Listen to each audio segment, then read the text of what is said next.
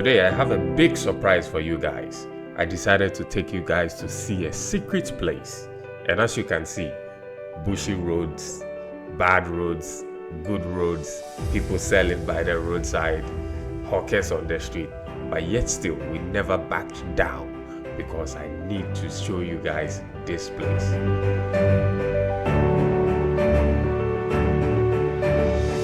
And finally, what do you see? At a glance, it looks like a bushy area, but this is a coconut farm. And as I taught you guys, Cocos Lucifera. This is where you will learn all the secrets in coconut business. Now, what the Maya is advising people to come from the diaspora and then come invest at home in Africa, specifically Ghana. Now, when they come, what type of businesses are they going to invest in? And how much money is involved? Into Yaba, Mr. Mponsan Ho. Mr. Mponsan is a renowned award-winning filmmaker, but Osansu Edokuya. Akwaba. Yeah. Where are we now? So you are in my farm. The farm is called Asaseya Agri-Hub. So at Asaseya Agri-Hub, our main focus is on coconut, but we do plantain and other stuff. How long have you been handling this farm? Especially, let's stick with the coconut. I think I've done this is our 6th year. We started from ground up. So we've done 6 years now. People from the diaspora coming in would like to know how much is involved. How much have you spent so far in the personnel you are working with? Well, I would say coconut is very capital intensive. Actually, the entire farming business is very capital intensive, depending on the scale of the farm, the size of the farm, and what you are growing. Coconut, I would say, is quite expensive to cultivate, but it pays. Right now, we've done about 50 acres of farm. We have about 5,000 coconut trees, so it's quite a very big farm.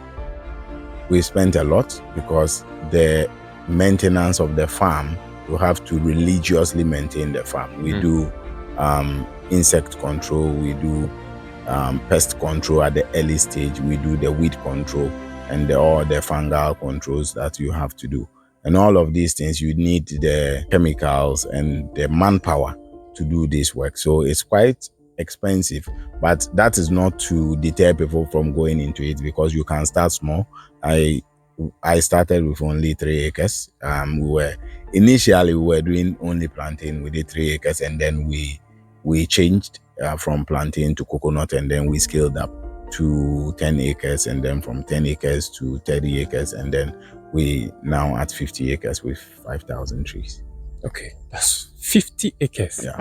5,000 trees. Yes. Now, just to give you people a heads up, he's been a corporate man, suit and tie, air condition, swivel chair, and he's doing this farm right here. I would like these people to know and understand how much specifically. Let's start from an acre, and then where you have scaled up to now. How much are we looking at in terms of figures? So I will say, I mean, my figures will not be very accurate, but I will break it down into parts. Yeah. So the land acquisition, if you want to go into coconut farm, you cannot lease the land because it's a very long-term business. And so you need to acquire the land, or you need to partner with a landowner so that the landowner will use the land as equity in the business. It's not a business you can lease for 10, for because the coconut can stay for almost 90 years. And you don't want to lease the land for 20 years. And just at the peak of the fruition, the landowner will come and say, I want my land back. So you need to acquire the land. And land acquisition in Ghana is quite expensive. And if you want to buy a farmland around this area, an acre of land wouldn't cost you anything less than 10,000 cedis. That is the time we bought. So now it's quite expensive, and people are not even selling per acre in this area anymore. So yes, if you look at the size, I mean, we bought an acre for 10,000 cedis. And then you need to do all the paperwork, registering, surveying, the land preparation itself. When we came, it was like part of it was a forest, part of it was, farmland. Farm people had already cultivated some maize and cassava. If the guys weed an acre of land, they call it ahoma baako ahoma mmienu. So in ahoma baako, they will charge you like 50 cedis, and in an acre you have 9 poles in an acre. So 50 times 9 times the size of acreage you have is like a lot of money.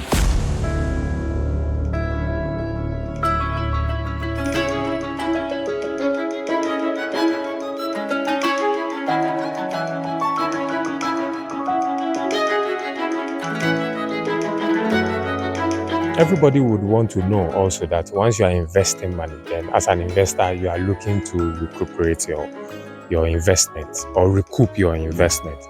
When it comes to coconuts, how long does it take to harvest? And then when you harvest, how is the distribution channel in terms of the sales? Is it lucrative? Are the companies and individuals getting to buy it in order for you to continue producing? I will say that it's very lucrative. Even the street demand for coconut alone cannot be met. The value chain is so big. There are factories which are, adding value to coconut water, the coconut meat, coconut oil, and all the byproducts we get from coconut. So it's in very high demand. I will say it's quite profitable because if I do the math, right? If one coconut tree, so the coconut takes about 4.5 to 5 years to start first fruition, depending on the type of breed you cultivated. So I would say in about 5 years, you will start seeing your first fruit. The first fruit usually doesn't come much, but if you take very good care of the trees, you will be able to get, let's say, 20, 30 fruits per first fruit, and multiplied by the size of farm or the number of trees you have. So if per fruit, let's say in the farm gate price, if you are selling per fruit, let's say 2 cedi or 2 cedi 50 pesos at the farm, you multiply it by the number of fruits you have, and you can do the math yourself. So by peak, fruition, each tree can give you from 120 to 200 fruits.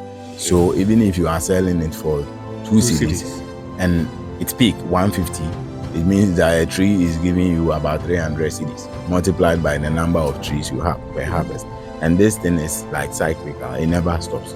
We'll be harvesting like continuously. So it's quite lucrative, just that there's a lot of work in the beginning stage, and that is where most people give up.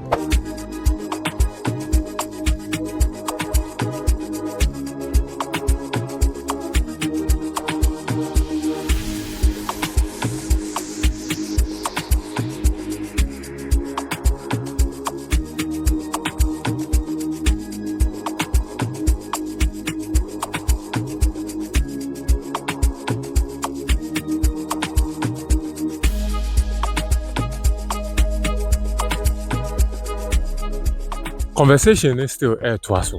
Could be farm. You saw it, how big the 50 acre is, and could be a abo, a popo, a diani womb. It will be no yes. But now I want to understand, or I want the investors or the diasporans to understand. Say 1 acre, say a drew fruition period now. What's the figures involved in terms of sales? So in terms of sales, an acre can take 70 to 100, depending on the kind of spacing you want to do. Yeah. But you shouldn't do more than 100 on an acre. So if you do 100 on an acre, or I would rather do on the lower side, if you do 70 on an acre and peak fruition, if you have about 100 to 150 or 200 fruits, you just multiply it by the farm gate price, which is now 2 cedi 50 pesos. So it means that a tree that has 100 fruits is going to give you 250 cedis times 70 trees. Now, last but not the least, do you think, the coconut business is open enough? There is more room for improvement. There is more room for investors. not that one or two people can monopolize the market, but when people come in, there is market for them to also share in the cake. Yes, the coconut business is very open. We have the Coconut Federation, which is doing very well in sensitizing and supporting coconut farmers. We have the Coconut Research Institute, which is also developing improved coconut seedlings. So we have all these systems that give support to the farmers, and the market, I would say, is very open. It's an open market. You see people selling coconut all over. There are coconut water bottling companies. You can just reach out to them and tell them that, hey, this is what I have, and then you just start your marketing. So it's quite open. Yes, of course, there are very big business people involved. They've been in the business for many years, so they already have their clients. Some of them export it to Europe and America and elsewhere. So the market is quite open, and because there is so much demand for it that I don't think a single farmer can meet the demand even on the street. Yeah. So just look at the street demand alone, and then the industrial demand as well. So it's quite a very open market and quite a lucrative business to tap into.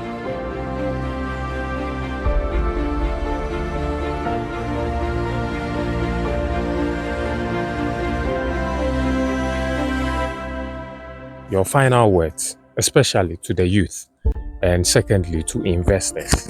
Now, most of the youth are bent on white-collar jobs, sit in an office, and white shirts, tie, swivel chair, air condition, kuntain, bosu, shubenoko.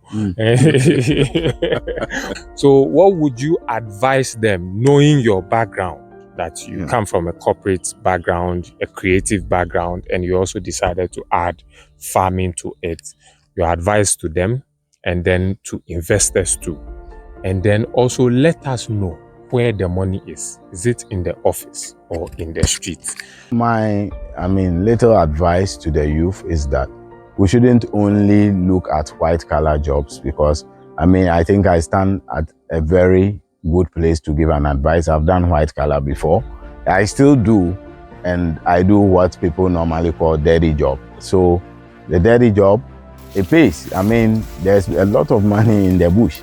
So I will advise that, you also look at the opportunities that exist in doing dirty job. It doesn't necessarily have to be farming, but it can be in any other field. People are doing plumbing, people are doing electrician, auto electrician. There's the hands-on work. It pays. And in my own experience, I feel these jobs even pay more than the white-collar job. Yes, of course, my friend always say, the money that they take, look for money, be small money. But, you just have to keep trying, save the little you can make in the corporate world, and invest it in things like farming and any other kind of dirty job. And so I will really encourage the youth to look into farming, because it pays. Just that you need to put in the work. If you don't put in the work, you are not going to get paid. So put in the work and you will definitely be paid. And to the investors, especially those in the diaspora, I think that you should look back home and invest in things like farming. You need to get the right human resource, like a farm manager and the farm hands to work on your farm. And I think when you have the right system in place in your farm business, it pays. And sometimes I have friends who have come back from Europe and America, and they are into farming, and they are really happy. Some of them are living on their farm and they are raking in the dollars. So guys, you need to look back home and invest in farming.